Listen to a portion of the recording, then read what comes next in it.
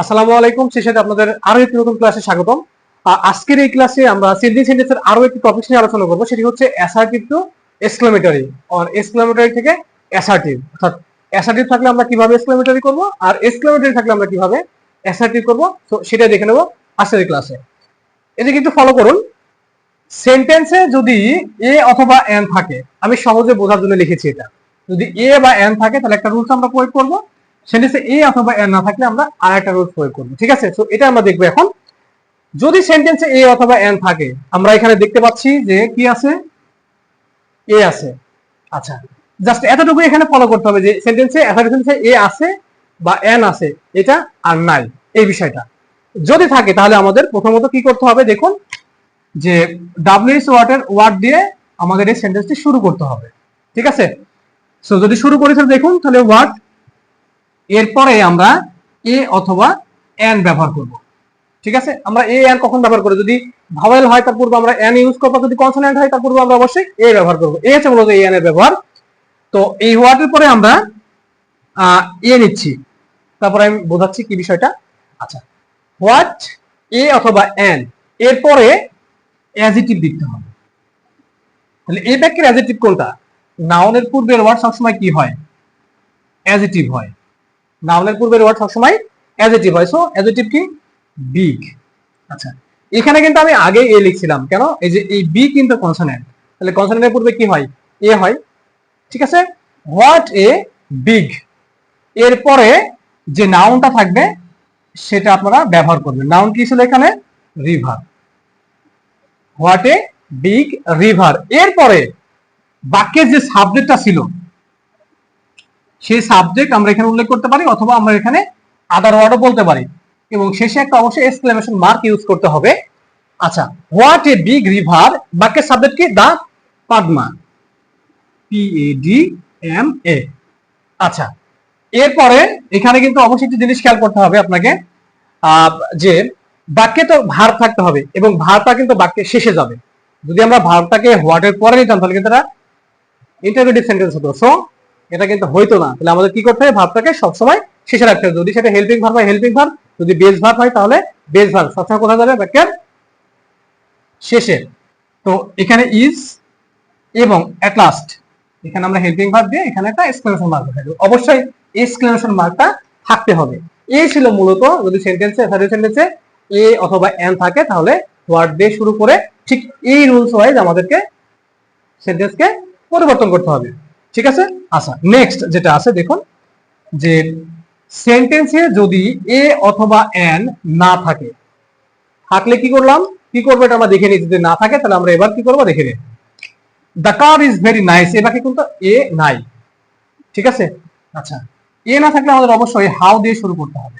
এই দুইটা WS word exclamatory সেন্টেন্সে ব্যবহার করা হয়, এটাকে এক্সক্লেমেটরি করার ক্ষেত্রে হোয়াট এবং হাউ, এটা আপনারা মনে রাখবেন।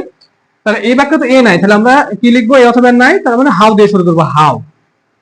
আচ্ছা, এরপরে অ্যাডজেক্টিভ হবে হাউ, অ্যাডজেক্টিভ কোনটা? নাইস। আচ্ছা, তারপরে বাক্যের সাবজেক্ট বসিয়ে দিবেন। সাবজেক্ট কি? দা কার। আচ্ছা, এরপরে হেল্পিং ভার্ব অথবা ভার্ব যেটা বলুন, শেষে এক্সক্লেমেশন মার্ক কি আছে এখানে? ইজ এখানে শেষে এক্সক্লেমেশন মার্ক। হ্যাঁ, এই যে মূলত যদি বাক্যে এ অথবা এর না থাকে তাহলে আমরা হাউ দিয়ে শুরু করব, এরপরে অ্যাডজেক্টিভ লিখবো, তারপরে সাবজেক্ট, তারপরে হেল্পিং ভার্ব অথবা ভার্ব, তারপরে এক্সক্লেমেশন মার্ক। এখন মূলত এখানে একটা বিষয় প্রশ্ন থেকে থাকে যে তাহলে স্যার ভেরিটা কোথায় গেল? আমরা ভেরিটা লিখলাম না কেন? সেন্টেন্সে যদি ভেরি বা গ্রেড থাকে তাহলে সেটাকে অবশ্যই বাদ দিতে হবে, সেটা কিন্তু আমরা এক্সক্লেমেটরিতে ব্যবহার করতে পারবো না। তাহলে এখান থেকে বিষয়টা নোট করে নিতে পারো তোমরা, যে সেন্টেন্সে ভেরি অথবা গ্রেড থাকলে বাদ যায়। সেন্টেন্সে ভেরি অথবা গ্রেড থাকলে সেটাকে অবশ্যই কি করতে হবে? বাদ দিতে হবে। এই ছিল মূলত, খুবই সহজ একটি বিষয়।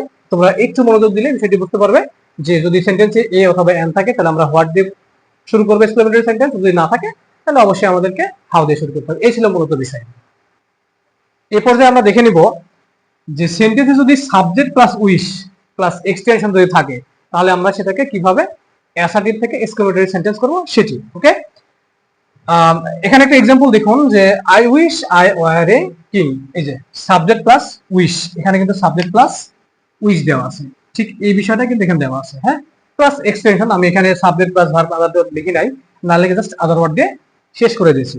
আচ্ছা, যদি এরকম থাকে এই সাবজেক্ট প্লাস উইশ এর পরিবর্তে, এটার পরিবর্তে আমরা ইফ ব্যবহার করতে পারি, হ্যাড ব্যবহার করতে পারি, উড ব্যবহার করতে পারি, অথবা ওয়্যার ব্যবহার করতে পারি। এই 1 2 3 4টা, এই চারটা যে কোনো একটা ব্যবহার করা যাবে, যার যেটা সুবিধা তোমরা সেটা ব্যবহার এখানে করতে পারো, কোনো সমস্যা নেই, ঠিক আছে। তাহলে আমরা আই উইশ এর পরিবর্তে ছোট একটি ওয়ার্ড, সেটা আমরা ব্যবহার করছি ইফ। আই উইশ এর পরে আমরা কি ব্যবহার করলাম, পরিবর্তে ইফ। আচ্ছা, এরপরে সাবজেক্ট ভার্ব আদার ওয়ার্ড, এই যে উইশ এর পরের অংশ, তাহলে আই ওয়্যার এ কিং।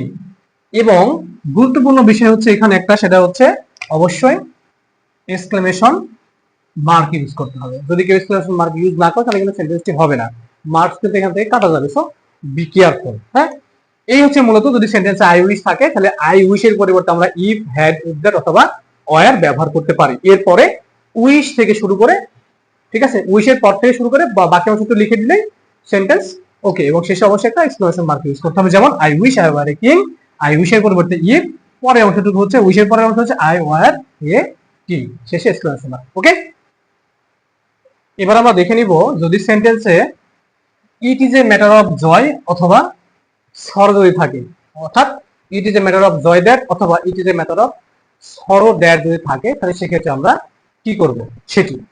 এখানে দুটো एग्जांपल আছে, আমরা एग्जांपल দুটোকে দেখে নিই। যে it is a matter of joy that Mina has got a plus, আর কি হচ্ছে it is a matter of sorrow that she or he has failed.